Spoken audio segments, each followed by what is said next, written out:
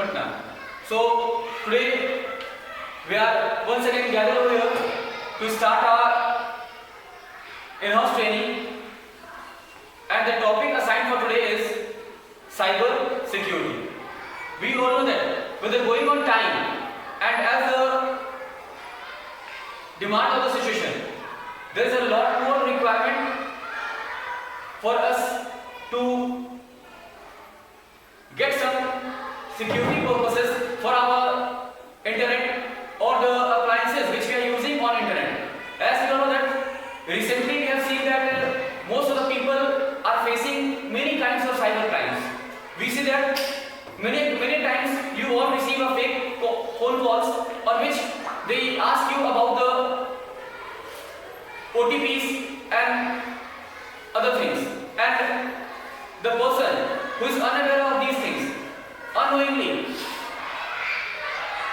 just passes his OTP or Aadhaar number or any kind of password to the other person, and in that case many times you find that the money from your account are transferred to others' account, or they have been by cheat taken from your account. So these all things are mostly seen in nowadays.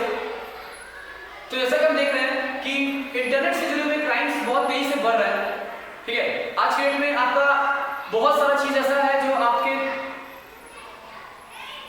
Internet appliances से या फिर बहुत सारी चीजें आपके घर में आज आपका लाइफ, हमारा लाइफ फोन से जुड़ा हुआ है, और फोन में आप देखते हैं कि बहुत सारी चीजें जो है, जैसे फॉर एग्जांपल अगर बात करें आपका आधार नंबर, आज आप देखते हैं कि आज के टाइम में बहुत सारे बैंक के चीजों को बैंक के एप्स को भी फोन में यूज कर रहे हैं, और बहुत सारी चीजों को एटीएम कार्ड वगैरह का भी हम यूज कर रहे हैं। ये सभी चीजें देखते हैं हम लोग इंटरनेट के माध्यम से चलते हैं, और होता क्या है कि अनजाने में या जान पहचान में कभी आपका ओटीपी पिन या वगैरह आप किसी से शेयर कर देते हो या किसी को आप दे देते हो, आपने पूछ लेते हो, आपने पूछ लेते हो, आप बता देते हो। वैसे में क्या होता है कि आपका जो पैसा होता है वो बहुत बार आपके अकाउंट से चला जाता है, आपके अकाउंट से गायब होता है, और आप इंटरनेट चीटिंग या इंटरनेट धोखाधड़ी का शिकार हो जाते हैं।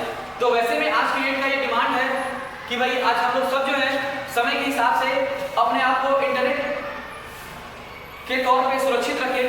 हम किसी को भी अपना ईमेल पासवर्ड वगैरह ना बताएं, अपने फोन अपने सभी चीजों के ऊपर पासवर्ड लगा के रखें। तो ये समय का मांग है, ये समय का डिमांड है, और इसी चीजों को और बेहतर तरीके से बताने के लिए ताकि आप और हम ये समझ पाए कि किस प्रकार से इंटरनेट के धोखाधड़ी यानी साइबर क्राइम से अपने आप को बचाव करें, क्या क्या इसके लिए प्रावधान रखा गया, ठीक है। जैसे कि हम जानते हैं कि हमारा सेंट्रल गवर्नमेंट ने बहुत सारे ऐसे प्रावधान, ऐसे कानून बनाए हैं जिसके द्वारा इस तरह के अपराधों को कंट्रोल करने की ऊपर ध्यान दी जा रही है, और हम कोशिश कर रहे हैं कि आने वाले समय में हमारा भारत या फिर हमारा पूरी दुनिया जो है वो साइबर अपराधों से मुक्त हो सके, ठीक है।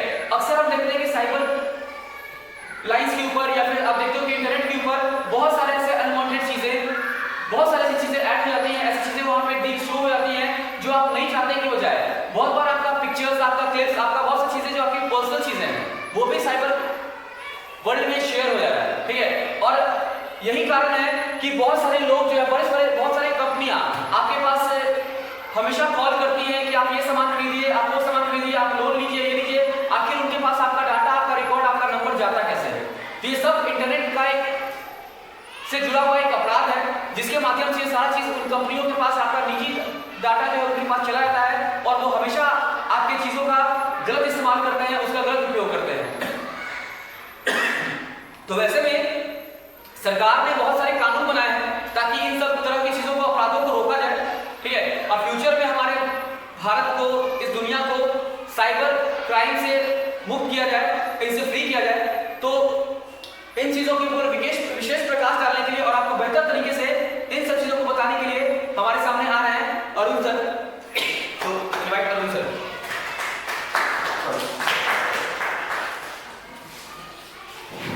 Thanks, Kumar Dawson sir, HTNC Mother Teresa Talent House Music School, respected director sir, principal man, manager sir, and all my colleague staffs.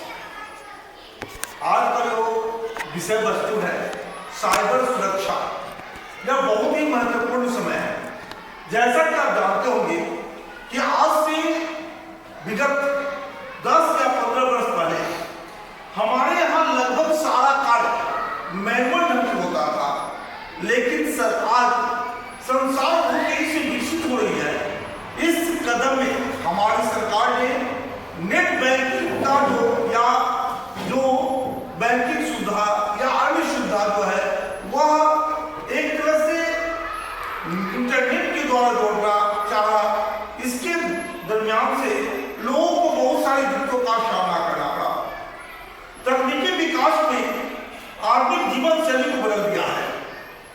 समय के साथ इंटरनेट का प्रयोग आम जीवन में बढ़ता जा रहा है, जिसके कई लाभ है, जैसे दोस्तों के साथ बातचीत करना, विभिन्न विषय वस्तु की जानकारी प्राप्त करना, बैंकिंग लेन देन करने में, ऑनलाइन सेवाओं को लाभ उठाने में, नौकरी खोजने में, जीवन साथी खोजने में, यहाँ तक कि पूरा व्यवसाय चलाने के लिए इंटरनेट बहुत उपयोगी है। लेकिन इसके कुछ नुकसान भी है।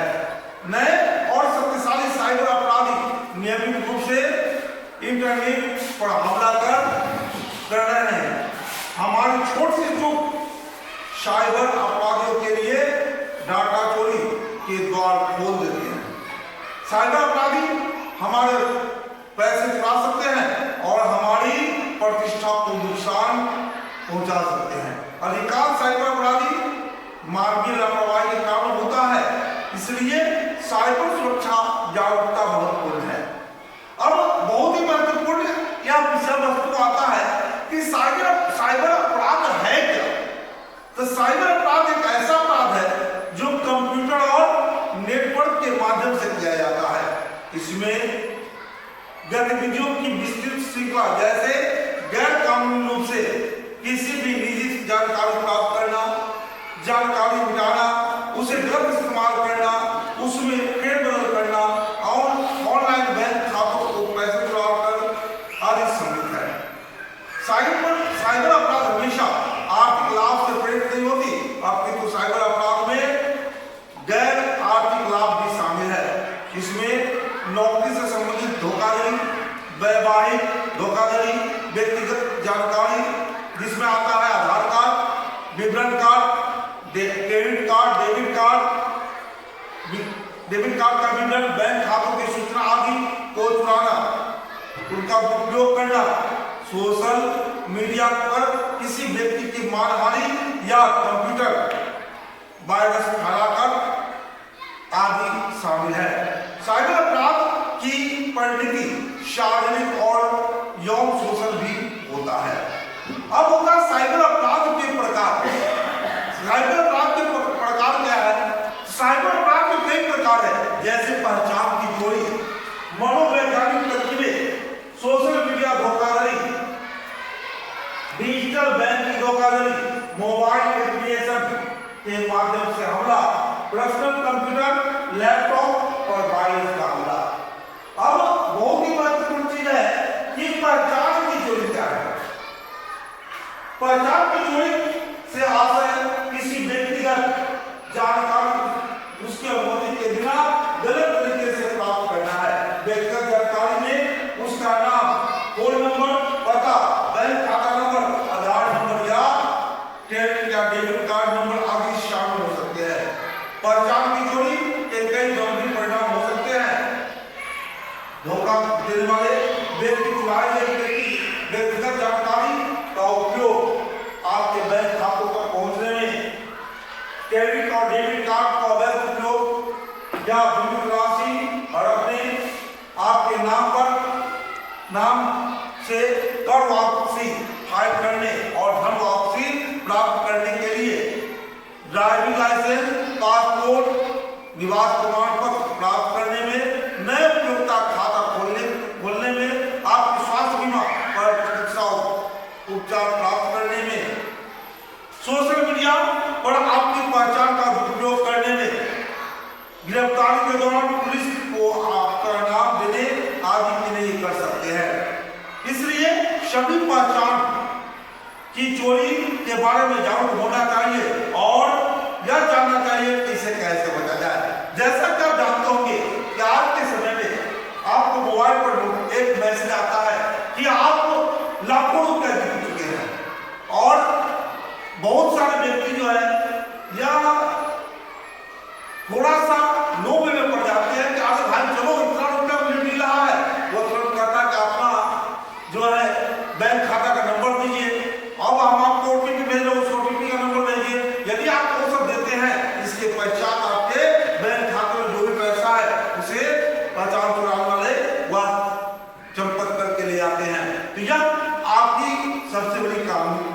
कमी है या खामियां है।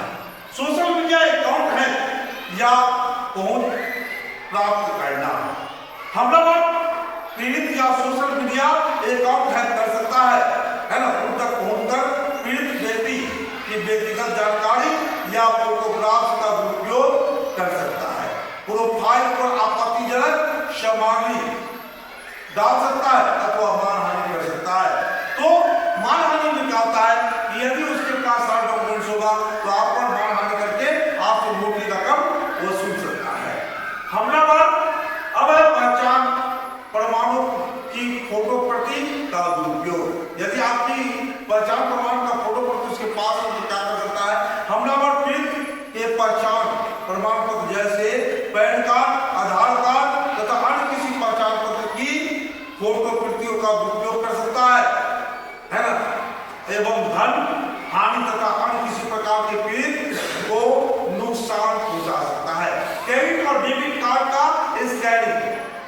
क्रेडिट और डेबिट कार्ड का स्कैनिंग एक छोटी उपकरण का उपयोग करके की जाती है, इसे स्कीमर कहा जाता है।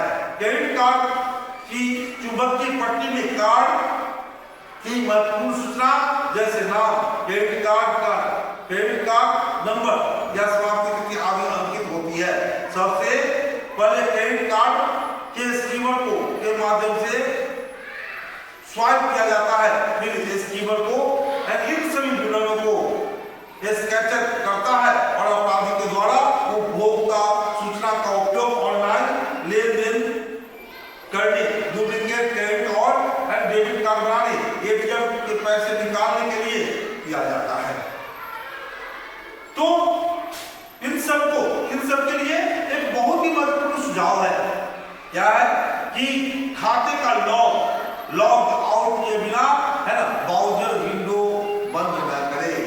यानी जब आप खाता का जो लॉग आउट करते हैं तो ब्राउज़र विंडो बंद की, जैसे आप देखो कैंसिल होता है, वो कैंसिल बटन दबाइए तभी आप उसके बाहर निकलिए। किसी अन्य को कंप्यूटर का उपयोग करते समय 2 चरणीय सत्यापन जैसे वन टाइम पासवर्ड ओटीपी का उपयोग, है ना, न करें। अगला है वेब ब्राउज़र या उपभोक्ताकर्ता, है ना, पहचान या पासवर्ड न करें, है ना। अगला है सोशल नेटवर्किंग साइट पर गैर अधिकृत पहुंच की सूचना पाने के लिए अपना मोबाइल नंबर पंजीकृत करें।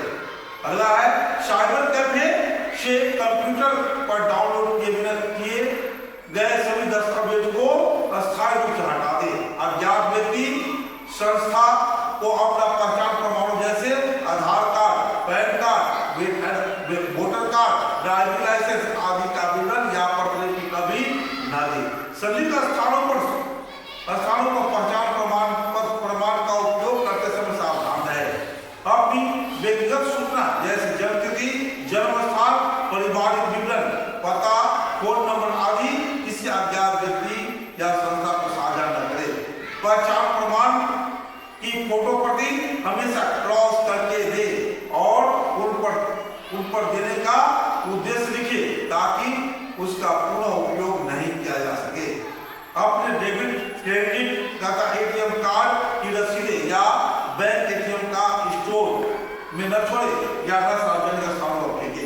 हमेशा यह सुनिश्चित करें कि आपका क्रेडिट और debit card shopping mall, petrol pump पर आपकी उपस्थिति में स्वाइप किया जाए।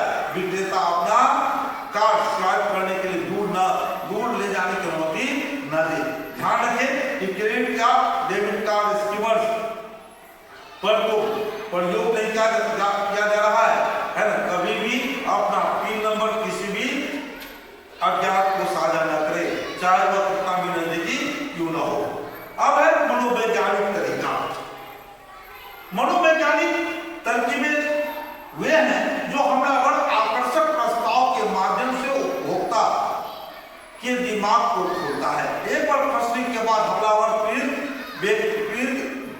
व्यक्तिगत को के पैसे, व्यक्तिगत सूचना, नाम, आधार विवरण, बैंक खाते का विवरण आदि चोरी करके पीड़ित का शोषण कर सकते हैं। ये सभी कार्य पीड़ित के ईमेल, फोन कॉल और एसएमएस के माध्यम से किए जाते हैं। अब देखते क्या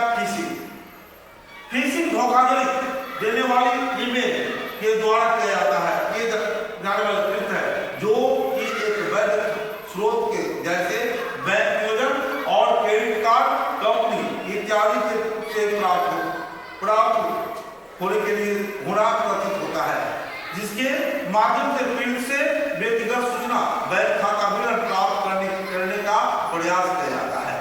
अब देखिए विशिंग फिशिंग के समान है ना, लेकिन इसके लिए ईमेल के स्थान पर टेलीफोन के जरिए पीड़ित का व्यक्तिगत तथा वित्तीय सूचना प्राप्त की जाती है। अब देखिए अगला है एसवीसिंग फिशिंग के समान धोखाधड़ी वाले टेक्स्ट संदेशों को भेजने के लिए एसएमएस का उपयोग करता है। इसमें एसएमएस प्राप्तकर्ता के एक वेबसाइट या वेब लिंक पर जाने या फोन नंबर पर कॉल करने के लिए कहा जाता है। अब देखिए लॉटरी धोखाधड़ी। अपराधी पीड़ित की ईमेल, कॉल पर एसएमएस के माध्यम से लॉटरी जीतने के लिए बधाई देता है। पीड़ित खुश होते हैं और लॉटरी के पैसा पाने के उत्सुक हो जाते हैं। अपराधी लॉटरी की राशि प्राप्त करने के लिए पीड़ित को टोकन मनी एकत्रित करने की महत्वपूर्ण सूचना प्रेषित करने के लिए कहता है। पीड़ित अपने पैसे और महत्वपूर्ण जानकारी अपराधी को उपलब्ध करवा देते हैं और उससे धनराशि का धन हानि का शिकार होते हैं। क्रेडिट और डेबिट कार्ड का धोखाधड़ी। हमलावर पीड़ित को यह बताकर डराने की कोशिश करता है कि उसका क्रेडिट और डेबिट कार्ड ब्लॉक हो गया है। पीड़ित चिंतित हो जाते हैं और घबराने लगता है। हमलावर इसी स्थिति का फायदा उठाता है और पीड़ित को कार्ड फिर से सक्रिय करने के लिए व्यक्तिगत जानकारी प्रदान करने के लिए कहता है और फिर यही जानकारी पीड़ित को पैसे चुराने, वित्तीय नुकसान पहुंचाने के लिए काम में ली जाती है। नौकरी से संबंधित धोखाधड़ी। हमलावर एक आकर्षक वेतन के साथ नौकरी का प्रस्ताव पीड़ित को फेक ईमेल के माध्यम से भेजता है। पीड़ित विश्वास करता है और निर्देशों का पालन करता है। फिर हमलावर पैसा चुराता है या पीड़ित को अनावश्यक परेशान करता है। सुझाव है इसके लिए महत्वपूर्ण सुझाव क्या है? व्यक्तिगत वित्तीय जानकारी चाहने वाले अज्ञात स्रोत से प्राप्त संदेश का जवाब न दे, चाहे वे आपके बैंक खाते में धन जमा होने का कथन करते हो। संदिग्ध ईमेल का जवाब न दे और न ही संदिग्ध लिंक का पर क्लिक करें। अविश्वसनीय अज्ञात बैंक खाते में कभी भी रुपये अर्पित न करें। ध्यान रहे कि आप तक लॉटरी है ना, जब तक आप तब तक लॉटरी नहीं जीत सकते जब तक कि आपने प्रक्रिया में भाग नहीं लिया है। हमेशा ईमेल आईडी के है ना डोमेन को सही होना सुनिश्चित करें, जैसे सरकारी वेबसाइट के वेब पते से गवर्नमेंट इन या NIC इन होता है। ईमेल खाते में स्कैम फिल्टर इनेबल रखें। यदि आपके पास कॉल आता है तो आपका कार्ड ब्लॉक कर दिया गया है तो भ्रमित न हो। बैंक ऐसी सूचना कभी भी आपको फोन के द्वारा नहीं देते हैं, है ना। किसी इंजीनियर के द्वारा अपना पिन, पासवर्ड, कार्ड नंबर, संदिग्ध नंबर, OTP आदि साझा न करें। भले ही बैंक कर्मचारी होने का दावा करे, बैंक कभी भी ऐसे महत्वपूर्ण सूचना नहीं मांगता। अपने बैंक के कस्टमर केयर नंबर को संभाल कर रखें ताकि आपके खाते में किसी संदिग्ध अथवा अनाधिकृत लेनदेन की सूचना तुरंत बैंक को दी जा सके। हमेशा प्रमाणित जॉब पोर्टल्स प्रमाण पत्रों की प्रकाशित नौकरियां के लिए ही आवेदन करें। सामान्यतः सभी सरकारी वेबसाइट ईमेल में डोमेन गवर्नमेंट इन या NIC इन होता है, अतः आवेदन करने से पूर्व वेबसाइट या ईमेल का डोमेन भली प्रकार से जांच लें। यदि किसी को ईमेल में वर्तनी, व्याकरणीय तथा विराम चिन्ह की त्रुटियां है तो वह धोखा देने वाली ईमेल हो सकता है। स्वयं को नियोजक बताने वाली तथा व्यक्तिगत जानकारी या पैसे के लिए अनुरोध करने वाली फेक कॉल या ईमेल से सावधान रहें। सोशल मीडिया धोखाधड़ी। सोशल मीडिया हमारे जीवन का एक अभिन्न अंग बन गया है। यह संवाद करने, उससे साझा करने और हमारे जीवन में होने वाली घटनाओं के बारे में लोगों को सूचित करने का एक नया तरीका है। हम अपने स्वयं दैनिक जीवन, स्वयं के परिवार की तस्वीरें, हमारे संस्थान या स्थान के बारे में अपडेट, वर्तमान विषयों पर हमारे विचारों आदि को सोशल मीडिया पर साझा करते हैं। कोई भी व्यक्ति किसी व्यक्ति के विचारों को उसके सोशल मीडिया प्रोफाइल के माध्यम से समझ सकता है और अतीत में के पैटर्न के आधार पर भविष्य के बारे में अनुमान लगा सकता है। यह एक व्यक्ति के लिए खतरा बन सकता है क्योंकि सोशल मीडिया प्रोफाइल के अवांछित उपयोग जानकारी को चोरी, मानहानि या इससे भी बुरे परिणाम जैसे शारीरिक यौन हमला, डकैती आदि भी हो सकती है। इसलिए सोशल मीडिया का प्रोफाइल का संरक्षण और सुरक्षित उपयोग बहुत महत्वपूर्ण है। अब देखिए अगला टॉपिक है सोशल मीडिया धोखाधड़ी का उदाहरण। हमलावर सोशल मीडिया पर पीड़ित के साथ दोस्त बन जाता है। हमलावर लगातार भरोसा हासिल कराता रहता है और बाद में हमलावर पैसे की मांग करता है, अन्यथा पीड़ित को परेशान करता है। अगला है रोमांस धोखाधड़ी। आज के समय में रोमांस एक बहुत ही महत्वपूर्ण गतिविधि हो गई है, तो इसमें धोखाधड़ी तो सामान्य बात है। हमलावर सोशल मीडिया पर पीड़ित के साथ दोस्त बन जाता है और कालांतर में हमलावर पीड़ित के विश्वास जीत लेता है और बाद में हमलावर पीड़ित को शारीरिक, आर्थिक तथा भावनात्मक रूप से शोषित करता है। Cyber scamming. साइबर स्टॉकिंग एक ऐसा अपराध है जिसमें हमलावर इलेक्ट्रॉनिक संचार जैसे ईमेल, ई-स्टेट मैसेजिंग, किसी वेबसाइट या किसी ग्रुप पर पोस्ट किए संदेश का उपयोग करके पीड़ित को परेशान करता है।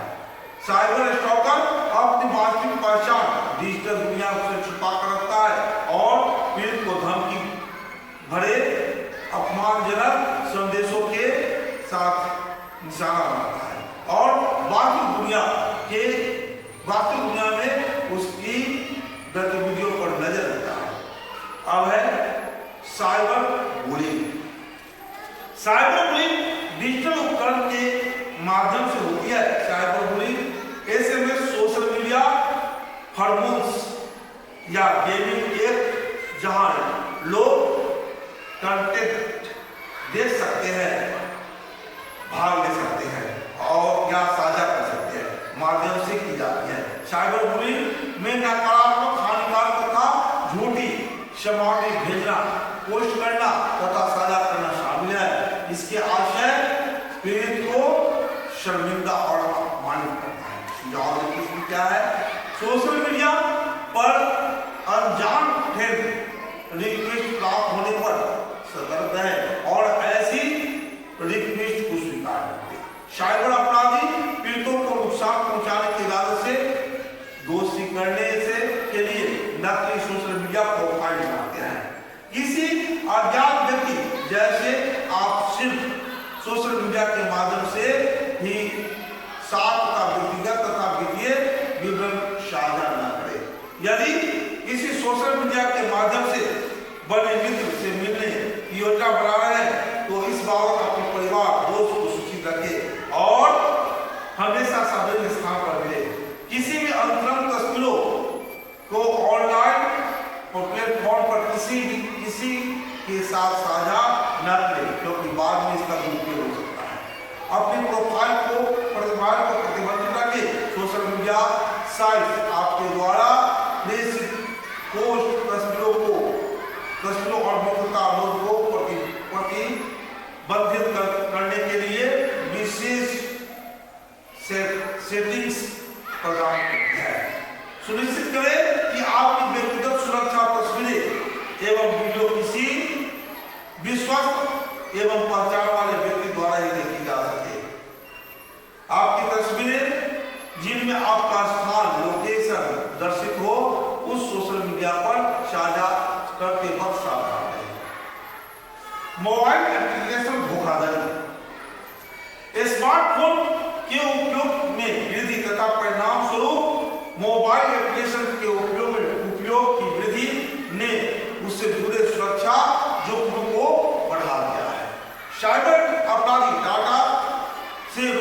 प्राप्त करने के लिए मोबाइल उपभोक्ताओं को निशाना बनाते हैं।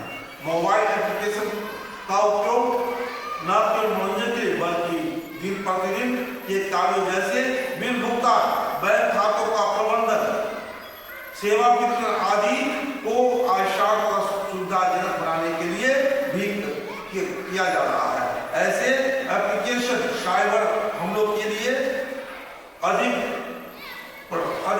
प्रबल है। उपभोक्ता को आमतौर पर उपयोग किए जाने वाले मोबाइल एप्लीकेशन जैसे डिजिटल भुगतान एप्लीकेशन या गेमिंग पर होने वाले हमलों के लिए जागरूक बनाया जाना चाहिए। संक्रमित मोबाइल एप्लीकेशन के माध्यम से साइबर हमला। आप जब कुछ मोबाइल एप्लीकेशन का उपयोग के अभ्यस्त हो जाते हैं, नतीजतन वे सुरक्षा अनदेखी करते हैं। सुरक्षित धोखा देने वाले व्यक्ति ऐसे लोकप्रिय मोबाइल एप्लीकेशन का उपयोग पीड़ित पर हमला करने के लिए करता है। हमलावर संक्रमित सभी सेवाएं ऑनलाइन हो चुकी है। सभी सेवाओं में से अधिकांश सेवाओं पर तो घर बैठे बिना बैंक में जाए किया जा सकता है। जैसे जैसे सेवाएं ऑनलाइन प्लेटफॉर्म पर बढ़ रही है, बैंक से संबंधित अपराध बढ़ते जा रहा है। ऑनलाइन बैंकिंग खाता एक मजबूत पासवर्ड के साथ होता है। अगर पासवर्ड चोरी हो जाती है तो बैंक खातों से पैसा चोरी हो जाएगा। इसलिए मजबूत पासवर्ड सुरक्षा अत्यावश्यक हो जाता है। डिजिटल भुगतान एप्लीकेशन संबंधित हमले। डिजिटल भुगतान आज के जीवन में बहुत आम हो गया है। यदि अकाउंट हैक हो गया तो यह बहुत खतरनाक है। इस प्रकार के हमले से में अब हमलावर अनुमान लगाकर सामान्यतः उपयोग किए जाने वाले पासवर्ड के माध्यम से खाते को हैक करने का प्रयास करता है। एक बार अकाउंट हैक हो जाने के बाद हमलावर पैसे चुरा सकता है और पीड़ित को बदनाम करने, फंसाने की वजह से अवैध लेनदेन कर सकता है। सामान्य पासवर्ड के कारण कई बैंक खाते की है। यदि एक ही पासवर्ड कई खाता के लिए उपयोग किया जाता है तो एक खाते की हैकिंग से अन्य खाते का हैकिंग किया जा सकता है। सुझाव: अपना मोबाइल ऑनलाइन पिन या पासवर्ड किसी भी के साथ साझा न करें।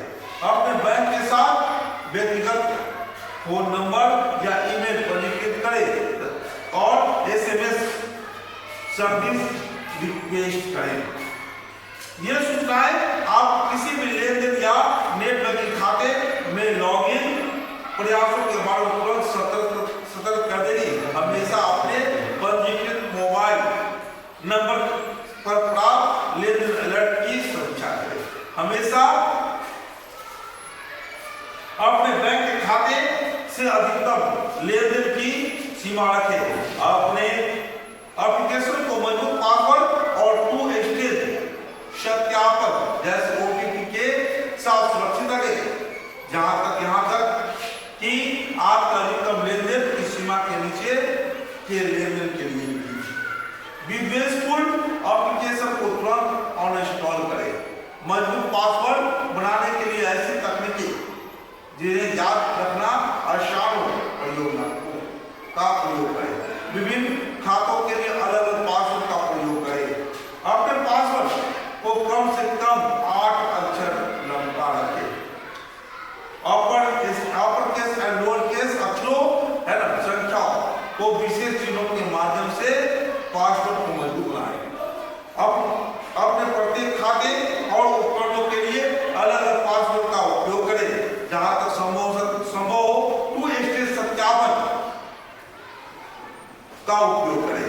यदि आपका कोई ऑनलाइन अकाउंट हैक हो गया है तो तुरंत लॉगिन करें और उसका पासवर्ड बदलें। वेब ब्राउज़र का उपयोगता का नाम, पहचान या पासवर्ड का सुरक्षित रखें। पर्सनल कंप्यूटर, लैपटॉप का वायरस पर हमला। पर्सनल कंप्यूटर या लैपटॉप हमारे जीवन में बहुत महत्वपूर्ण भूमिका निभाते हैं। हम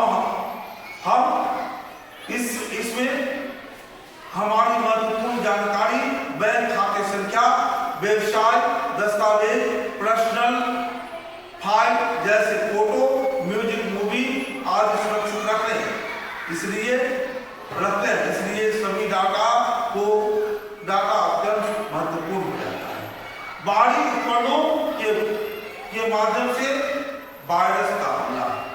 एक वायरस बाहरी उपकरण जैसे पेन ड्राइव, हार्ड डिस्क या के माध्यम से आपके कंप्यूटर प्रवेश करता है और सभी कंप्यूटर फाइलों को हैक कर देता है, फ्रीज कर देता है। अब आता है कि गैर विश्वसनीय वेबसाइट के फाइलों का डाउनलोड करके वायरस का हमला। वायरस गैर विश्वसनीय वेबसाइट से फाइलों को डाउनलोड करने पर अनुमति के प्रयोग कर सकता है। वायरस म्यूजिक फाइलें, वीडियो फाइलें का किसी भी आकर्षक विज्ञापन से चुरा सकता है। अब अगला टॉपिक, विद्वेषपूर्ण सॉफ्टवेयर इंस्टॉल करने से वायरस का हमला। वायरस अविश्वसनीय खातों के सॉफ्टवेयर इंस्टॉल करने से कंप्यूटर के माध्यम कंप्यूटर प्रवेश करता है और अज्ञात गेम फाइलों या अज्ञात सॉफ्टवेयर के अंदर वायरस छुपा हो सकता है। यह वायरस कंप्यूटर की सभी फाइलों को हैक करता है। वायरस विद्वेषपूर्ण एप्लीकेशन को के कारण कंप्यूटर का धीमा होना, डेटा खराब होना, विलोपित या हानि हो सकती है। सुझाव इसके लिए दिया गया है कि आपके कंप्यूटर पर पायरेट सॉफ्टवेयर, एप्लीकेशन आदि की कमी का डाउनलोड या इंस्टॉल न करें। बाहरी उपकरण जैसे पेन ड्राइव, हार्ड डिस्क आदि को कंप्यूटर से जोड़ने से पश्चात सर्वप्रथम उसे स्कैन करें। हमेशा ब्लूटूथ को बंद रखें जब तक कि आपको कोई फाइल अपने फोन या नेटवर्क से अतिरिक्त न करनी हो। कंप्यूटर मोबाइल उपकरण को डिस्पोज करने से पूर्व अपनी सारी व्यक्तिगत सूचना मिटा दें। संयुक्त ईमेल, SMS के भी URL लिंक पर क्लिक न करें, भले ही दस्तावेज वास्तविक दिखाई देते हो, क्योंकि ये विद्वेषपूर्ण वेबसाइट तक ले जा सकती है। हमेशा ऑनलाइन लेनदेन करने से पहले वेबसाइट एड्रेस के बारे में दर्शित HTTPS जांच करें। सुरक्षित HTTPS का दर्शता करता है कि वेब पेज के गलत माध्यम वेब के साथ किया गया संचार सुरक्षित है। समान सुधार से पहले अब थोड़ा वीडियो के द्वारा आपको इस विषय वस्तु पर आपको ध्यान आकर्षित करना चाहिए।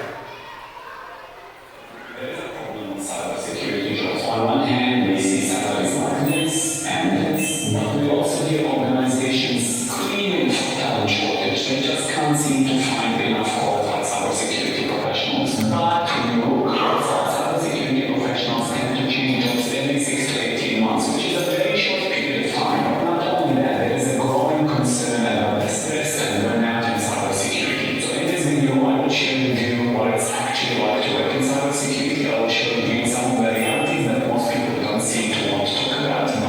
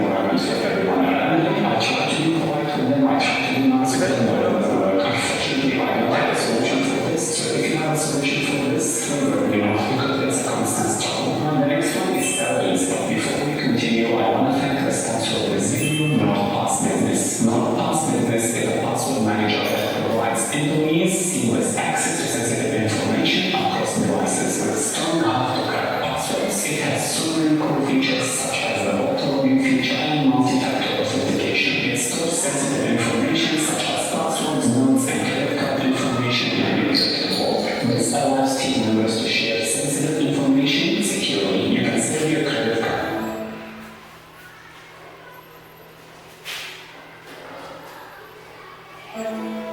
धन्यवाद रोशन sir.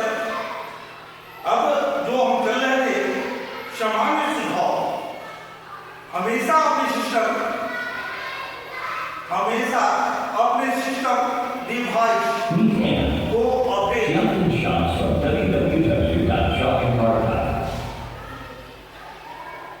There is a problem with cybersecurity jobs. That's scam because unless the ISL is out there for you to get your activation code Unix card at no cost of complication. It stores sensitive information such as passwords, because password is zero, not pass business. Not pass business is a password manager that provides employees seamless access to sensitive information across devices with strong hard-to-crack passwords. It has so many cool features such as the auto-login feature and multi-factor authentication. It stores sensitive information such as passwords, notes, and credit card information in an encrypted vault. This allows team members to share sensitive information securely. You can save your credit card once and it can be shared with other business units and employees. NordPass also creates strong passwords by default. With easy to configure password policies, my favorite feature is still the data breach notification. This allows you to change any of your passwords that were compromised as part of any breach before any damage is done. Best of all, you can secure your business effortlessly with a 3-month NordPass business free trial by using the activation code Unix card at nordpass.com/unixcard. It's a limited offer only. I will go into it in the description box below. And as for video salaries is definitely one of the most attractive things about cybersecurity. You can definitely make a lot of money in cybersecurity. But when you get your first cybersecurity, I still run into individuals who are shocked that their salary is not an instant 6 figures. And for this, I still blame the scamming bootcamps who try to sell you a dream and tell you that you have a guaranteed job at the end of bootcamp. This is a scam. If it's too good to be true, then it's probably a scam. Trust me on this one. But the problem gets a little bit more complicated because to get a cybersecurity job, yes, you don't need a degree, but for some reason they seem to get the impression to some individuals that you can just walk into a cybersecurity job without doing any work. Now, yes, that might happen, but the truth is you still need to put in effort, you still need to study, you still need to do the certification that we recommend. There's still a learning curve, and yes, the high salaries are there for you to get once you have some experience under your belt, once you build your resume, once you get some more intermediate to advanced skills, you will get those high salaries. It might just not happen in your very first cybersecurity job. By the way, if you haven't signed up yet, I have a free cybersecurity newsletter where I share with you more tips and guidelines to help you in your cybersecurity career. And those tips and guidelines usually don't make it to the videos, and sometimes they are follow-up to some of those videos. You can sign up completely for free at unixcard.com. The next reality of working in cybersecurity, which in my opinion is one of the best positives about working in cybersecurity, it's the community. While everyone seems focused on the salaries and the career progression and the remote work opportunities, which are all awesome things by the way, but the community in my opinion is the best thing about the career in cybersecurity. In fact, last week I went to the Australian Cybersecurity Conference as a volunteer, and to my surprise, I ran into so many people who watched this YouTube channel, which was so lovely by the way. I had so much fun meeting you all, and we did an impromptu meetup for people who were at the conference. I'm genuinely had the best time in this conference because I got to meet so many great people and I got to catch up with old friends. So if you ever get a chance to go into any cybersecurity event or a conference, I highly recommend you do so because you will meet some of the best people in our community. And I'm planning to go to more meetups in different parts of the world, so hopefully I will get to meet you one day. Now, if you want to be part of this community and you want to start a career in cybersecurity, I'll create a step-by-step roadmap for you to get you started, and I'll see you then.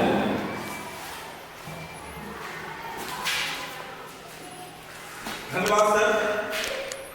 अब समान सुझाव, हमेशा अपने system या device, desktop, laptop, mobile को update रखें। नवीनतम तथा अपडेट संस्करण के साथ एंटीवायरस जैसे सुरक्षा सॉफ्टवेयर के माध्यम से सिस्टम डिवाइस को सुरक्षित रखें। हमेशा विश्वसनीय स्रोतों से ही सॉफ्टवेयर या एप्लीकेशन डाउनलोड करें। कभी भी जो वर्जन जो है उसका अलग वर्जन का प्रयोग ना करें। सभी उपकरण खाते का एक मजबूत पिन कोड या पासवर्ड द्वारा सुरक्षित रखें। अपना पिन कोड कभी भी किसी से साझा न करें। अपने नेट बैंकिंग पासवर्ड तथा टाइम पासवर्ड एटीएम या कोड को किसी से साझा न करें। बैंकिंग पिन, सीवीसी नंबर आदि किसी व्यक्ति को के साथ भले ही बैंक का प्रतिनिधि कर्मचारी होने का दावा करता हो साझा न करें। हमेशा अपना वाईफाई राउटर को मजबूत पासवर्ड से सुरक्षित रखें। इसके अलावा न्यूनतम एन्क्रिप्शन का उपयोग करने के लिए अपने वायरलेस नेटवर्क को हमेशा कॉन्फ़िगर करें। किसी भी संदेह के मामले में अपने नेटवर्क सेवा प्रदाता से तुरंत संपर्क करें। सार्वजनिक वाईफाई के माध्यम से ब्राउज करते समय सावधान रहें और व्यक्तिगत तथा व्यावसायिक ईमेल व बैंकिंग खातों में लॉग इन करने से बचें। सार्वजनिक कंप्यूटर से नेट बैंकिंग सुविधा का उपयोग करने के लिए हमेशा वर्चुअल कीबोर्ड का उपयोग करें और ऑनलाइन लेनदेन की पूरा होने के बाद बैंकिंग पोर्टल वेबसाइट का लॉग आउट करें और वेब ब्राउजिंग हिस्ट्री से हटाना भी सुनिश्चित करें। ईमेल अटैचमेंट को खोलने से पहले वायरस स्कैन करें। या गैर विश्वसनीय स्रोतों से प्राप्त ईमेल अटैचमेंट को खोलने से बचें। पहचान प्रमाण पत्र दस्तावेज को अनजान व्यक्ति संस्था जिनकी प्रमाणिकता स्थापित नहीं की है साझा करने से सावधान रहें। अपने सेल फोन का EMI कोड सुरक्षित रखें। यदि सेल फोन चोरी हो जाता है तो ऑपरेटर इस कोड के माध्यम से फोन को ब्लैकलिस्ट या ब्लॉक या ढूंढ सकता है। अपने दोस्तों और परिवार के साथ इंटरनेट के सुरक्षित उपयोग के नवाचारों के बारे में चर्चा करें तथा उन्हें साइबर अपराध को सुरक्षित साइबर तरीके के बारे में जागरूक करें। अपना ई-वॉलेट में अपने क्रेडिट डेबिट कार्ड या बैंक खाते का विवरण हो सेव नहीं करें। साइबर अपराध का रिपोर्ट कहां और कैसे करें?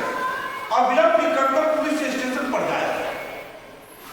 साइबर अपराध का ऑनलाइन रिपोर्ट करने के लिए national cyber crime reporting portal पर जाएं और पोर्टल में दो अनुभाग है। एक भाग में महिलाओं और बच्चों से संबंधित अपराधों का रिपोर्ट की जाती है और दूसरे में अन्य प्रकार के साइबर अपराधों का रिपोर्ट की जाती है।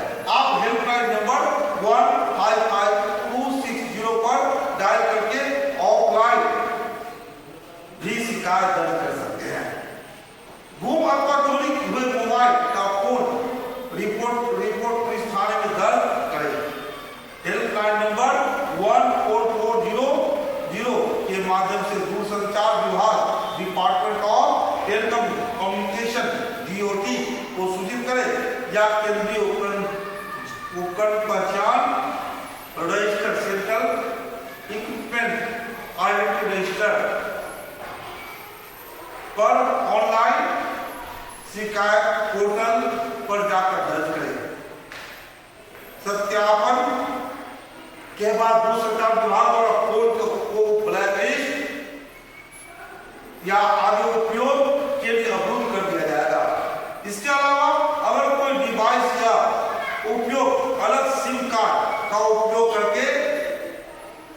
करने का कोशिश करता है तो सेवा प्रदाता स्वतः ही उसका उपयोग की पहचान करेगा और पुलिस को सूचित करेगा। सूचना प्रौद्योगिकी अधिनियम 2000 के महत्वपूर्ण प्रावधान का कंप्यूटर संस्थानों से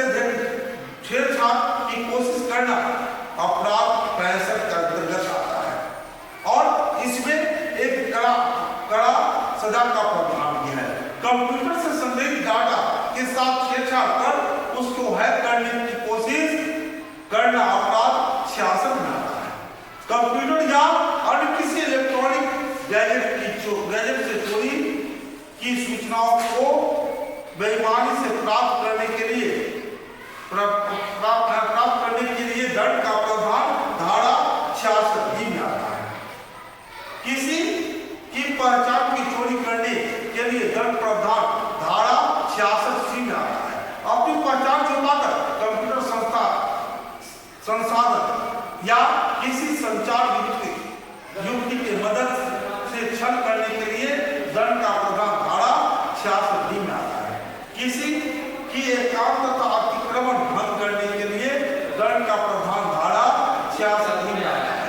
साइबर आतंकवाद के लिए दंड प्रावधान धारा 66 में आता है। अश्लील सामग्री का इलेक्ट्रॉनिक रूप से प्रकाशन के लिए दंड धारा 66 में आता है। कामुकता व्यक्तिगत करने के कार्य सामग्री के इलेक्ट्रॉनिक रूप में प्रकाशन के लिए दंड प्रावधान 67 में आता है। कामुकता व्यक्त करने के लिए कार्य आदि में बालकों को चित्रित करने वाली सामग्री के इलेक्ट्रॉनिक रूप में प्रकाशित या प्रसारित करने के लिए दंड का प्रावधान 67 में आता है। मध्यवर्ती द्वारा सूचना को बाधित करने या रोकने के लिए दंड का प्रावधान धारा 67 में आता है। सुरक्षित कंप्यूटर तक अनाधिकृत पहुंच बनाने से संबंधित प्रावधान धारा 70 में आता है। डेटा या आंकड़ों को गलत तरीके से पेश करने के लिए दंड का प्रावधान 71 में आता है। गोपनीयता एवं एकाग्रता भंग करने के लिए दंड का प्रावधान धारा 72 में आता है।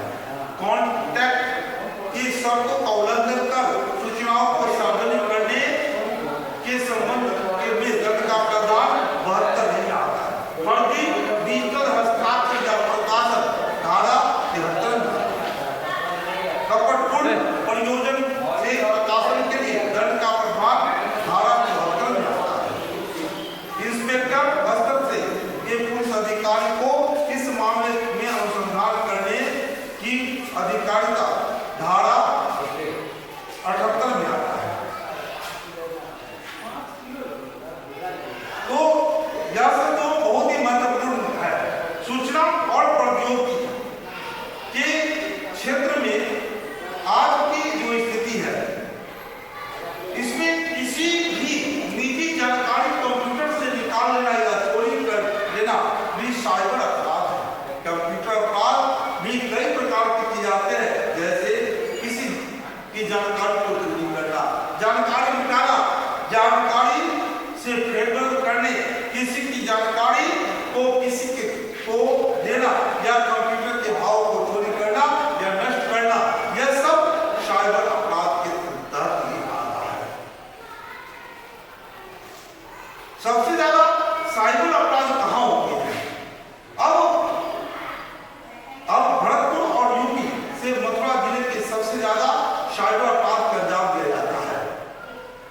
इसमें देश में साइबर अपराध केंद्र के रूप में अब तक झारखंड को जामताड़ा और हरियाणा के नूह का नाम लिया जाता था। यह बहुत ही महत्वपूर्ण होता है कि आज के समय में यदि आप साइबर क्राइम के बारे में नहीं जानते हैं, कैसे साइबर क्राइम है, क्या साइबर क्राइम से आप कैसे बच सकते हैं, तो यह बहुत ही जरूरी होता है कि आप अपने आप को सोचें, समझें, क्योंकि साइबर अपराधी डेटा या सिस्टम तक अभी अनाधिकृत पहुंच प्राप्त करने व्यक्तिगत जानकारी के हथकंडों का उपयोग करता है। यदि आप उसमें से थोड़ा भी सावधानी नहीं बरतिएगा तो निश्चित तौर पर आपको धन की हानि तो होगी, आपकी प्रतिष्ठा, आपके मान, आपके सम्मान सभी चले जाएंगे। अब होता है साइबर क्राइम कितने प्रकार के होते हैं? साइबर क्राइम के प्रकार क्या है? पहला जो प्रकार है वह है मैलवेयर,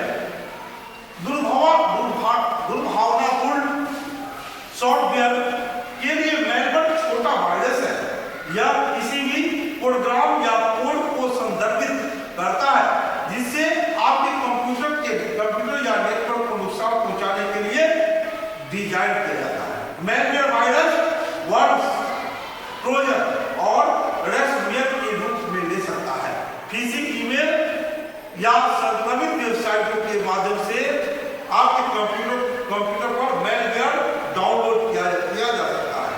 दूसरा आता है फिशिंग।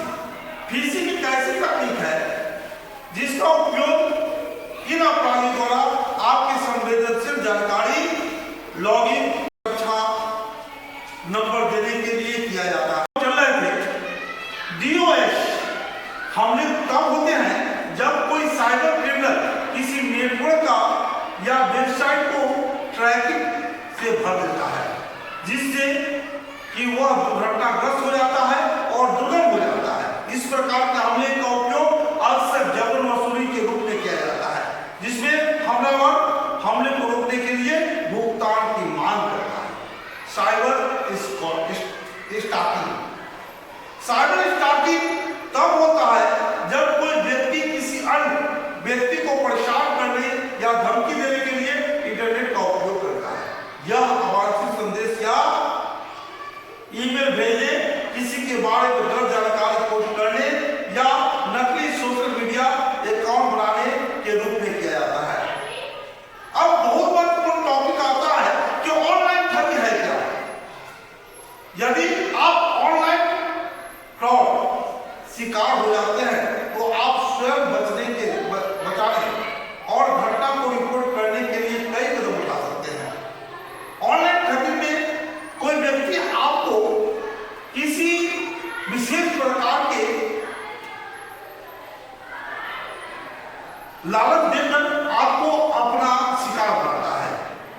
अपने इसलिए यह बहुत महत्वपूर्ण है कि अपने उपकरण को सुरक्षित रखें, सुरक्षित करें, घटना का रिपोर्ट पुलिस को करें, शब्दों की इकट्ठा करें, क्रेडिट ब्यूरो से संपर्क करें और पेशेवर मदद लें और यह सुनिश्चित करें कि भविष्य में यह इस तरह की घटना से अपने आप को बचाएं।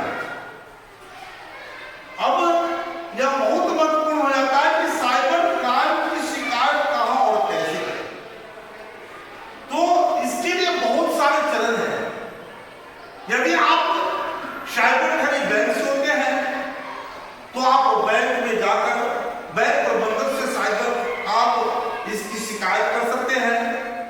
जैसे आपका क्रेडिट कार्ड संबंधी या विभिन्न तरह की ऑनलाइन शिकायत भी कर सकते हैं, जिसका पोर्टल आपको दिया जाता है। दूसरी चीज है national cyber crime reporting portal होता है, रिजर्व बैंक ऑफ इंडिया का पोर्टल है, Indian computer emergency response team का पोर्टल है। इन सभी पोर्टल पर यदि आप लॉगिन करके अपनी शिकायत दे सकते हैं।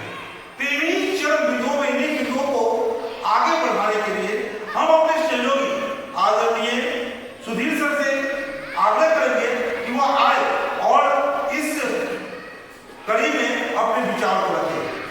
Sudhir sir.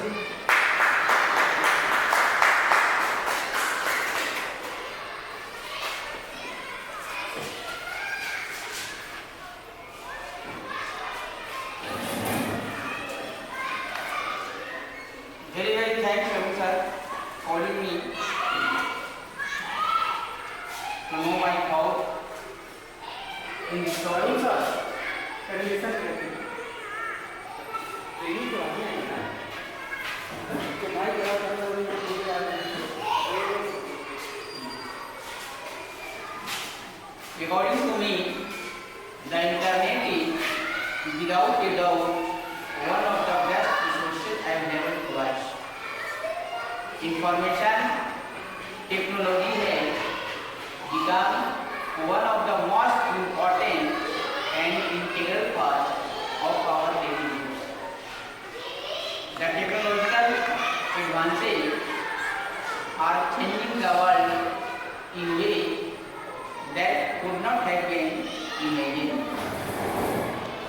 The emergence of advanced digital innovations are providing new opportunities to connect and learn, and has begun influencing every aspect of human life. In short, cyber safety means being secure online. The online environment is rife with threats to our safety and security.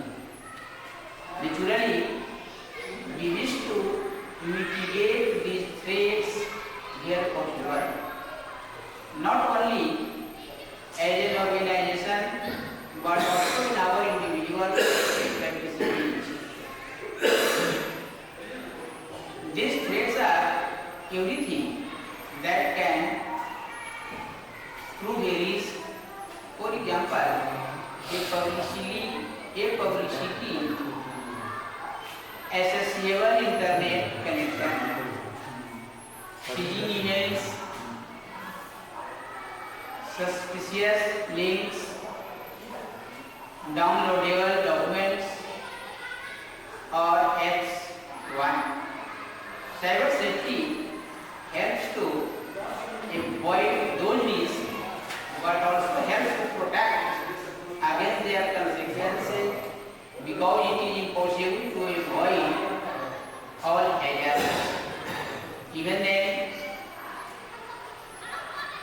someone complied with all customary security requirements, they could still become the target of an attack. Children and young people have shown greater ability to adapt and to adopt digital devices and innovations, which augurs well for the future. They use their devices and for a variety of purposes, including self-expression, communication, networking, research, entertainment, and much more. The internet has enabled children to become active social agents and to mobilize for social, ecological, and other causes. They are increasingly able to protect their voices with unprecedented reach. However, an assumption is often made that young people have superior skills with digital technology which surpass those of their parents and teachers. Cyber safety as a धन्यवाद sir. जहां तक कि अभी हमने software सुरक्षा या cyber जो crime को सुरक्षित, साइबर क्राइम से किस प्रकार अपने आप को सुरक्षित करें, इसके बारे में भरपूर जानकारी